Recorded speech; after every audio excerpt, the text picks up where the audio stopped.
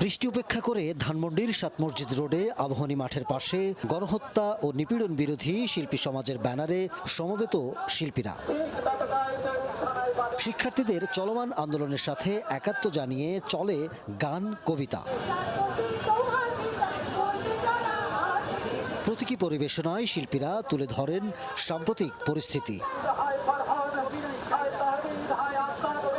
সমাবেশে উপস্থিত দৃশ্যশিল্পী, আলোকচিত্র শিল্পী, পারফরমেন্স শিল্পী, সঙ্গীত শিল্পী, কবি, লেখক, গবেষক, স্থপতিরা সহ অনেকেই জানালেন তাদের মনের কথা। আমি দুইটা পক্ষের, আমি নিজে একজন পিতা এবং আমি একজন মানুষ।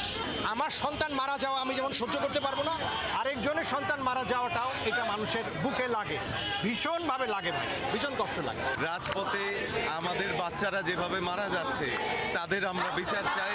এই বাচ্চাদের যেই 9 দফা দাবি, গণগ্রেফতার, গুম, হত্যা চলছে, তার বিরুদ্ধে আমরা আজকে এই গণমিছিল এবং রাস্তায় নেমেছি। পরে প্রতিবাদী মিছিল করে শিল্পী সমাজ। জবাব চাই।